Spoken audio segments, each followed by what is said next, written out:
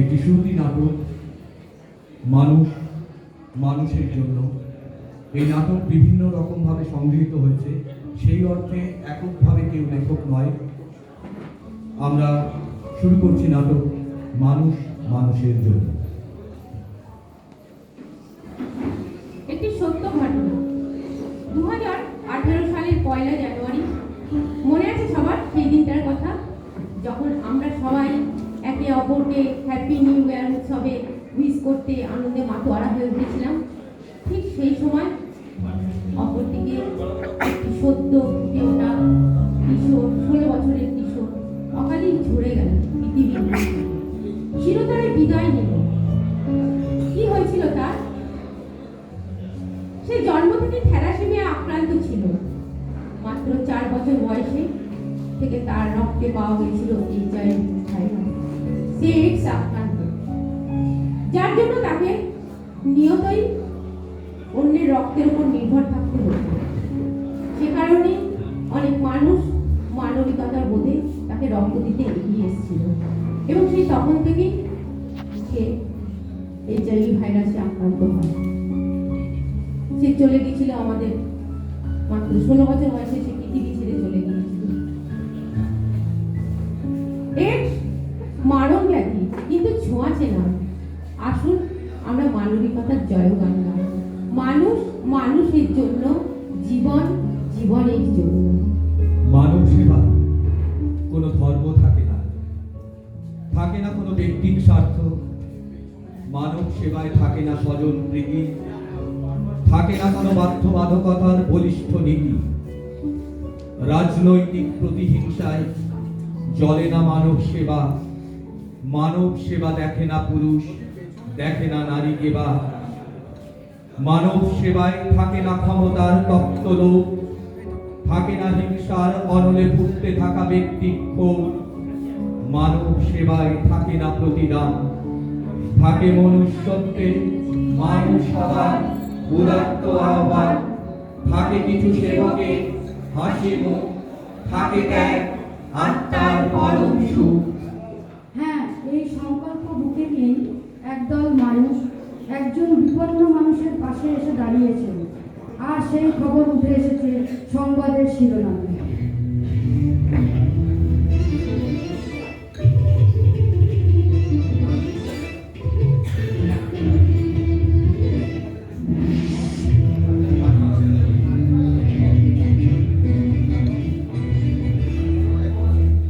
Kolkata medical college হাসপাতালে চিকিৎসাধীন এক শিশু HIV পজিটিভ জানার পর নার্সরা তাকে শৌচাগারের পাশে ফেলে রেখেছে বলে অভিযোগ। আরজিকর হাসপাতালে এক HIV আক্রান্ত রোগীকে বের করে দেওয়ার অভিযোগ উঠেছে। খড়গপুরে HIV পজিটিভ এক ছাত্রের মাথা ফেটে যাওয়ার পর তার চিকিৎসায় এগিয়ে আসেনি কোনো ডাক্তার। দুর্ঘটনায় আহত এক HIV আক্রান্ত মহিলাকে চিকিৎসা করতে অস্বীকার করেছে হাওড়া হাসপাতাল।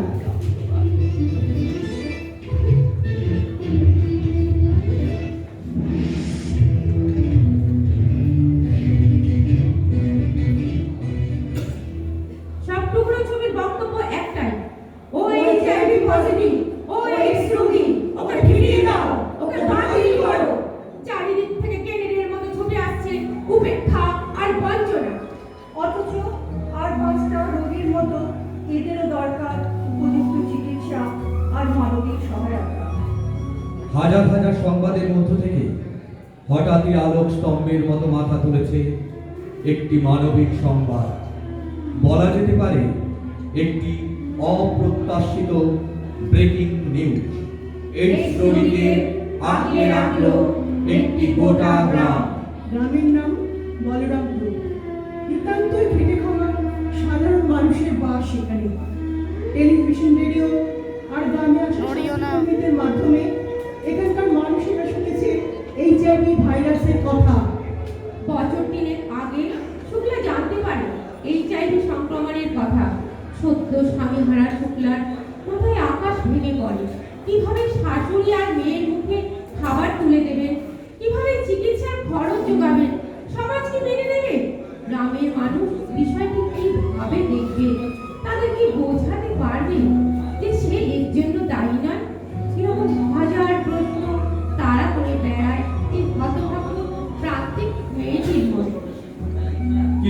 সংশয়কে উপেক্ষা করে গ্রামের মানুষ এগিয়ে এসে দাঁড়ায় মেয়েটির পাশে।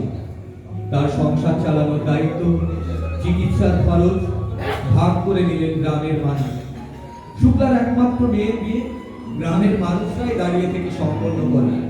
পাত্রপক্ষ সব জানার পর বিয়েতে আর আপত্তি করে গ্রামের মানুষ নির্দ্বিধায় বলেছে, অসুখ করেছে বলে তো আর গ্রামের বউকে গ্রাম ছাড়া করা যায় না।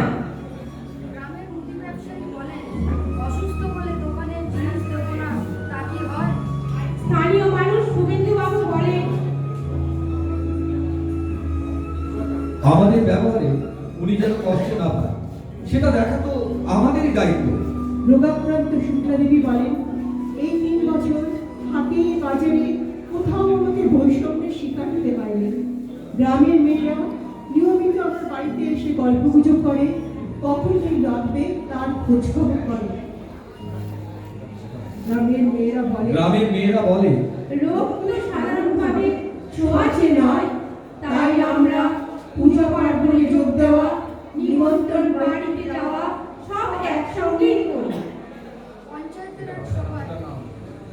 পঞ্চায়েতের এক সভায় কয়েকজন প্রশাসনিক কর্তার উপস্থিতিতে বছর 40-এর শুক্লা উঠে দাঁড়িয়ে বলেন,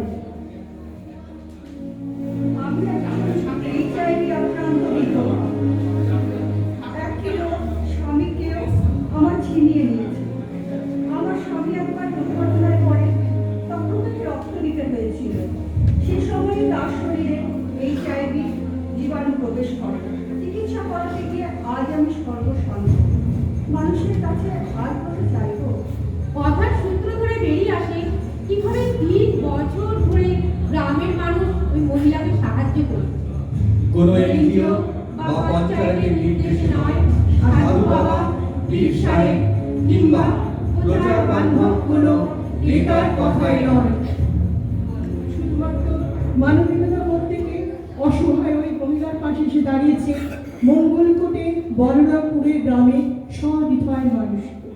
ডটকম সভ্যতার ক্রমশ ক্ষয়ে যাওয়া সম্পর্কে অস্থির আবহে দাঁড়িয়ে বলরামপুর তুলে ধরেছে অনন্য এক দৃষ্টান্ত। রচনা করেছে মানুষের পাশে দাঁড়ানো চিরায়ত কথামালা। সভ্য সমাজকে শুনিয়েছে নতুন এক জাগরণের গল্প। মানুষ বড় কাঁদছে, তুমি মানুষ হয়ে পাশে দাঁড়াও।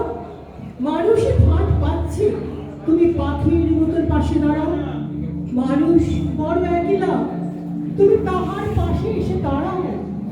তোমাকে সেই সকাল থেকে তোমার মতো মনে পড়ছে, সন্ধে হলে মনে পড়ছে, রাতের বেলা মনে পড়ছে। মানুষ বড় একলা, তুমি তাহার পাশে এসে দাঁড়াও। এসে দাঁড়াও, ভেসে দাঁড়াও এবং ভালোবেসে দাঁড়াও। মানুষ বড় কাঁদছে, তুমি মানুষ হয়ে পাশে দাঁড়াও। মানুষ বড় একলা, তুমি তাহার পাশে এসে দাঁড়াও।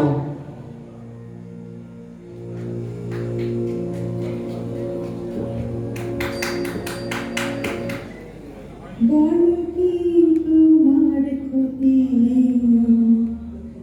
জীবনে অথই নদী পার হয় তোমাকে ধরে দুর্বল মানুষ যদি সে না হয় মানুষ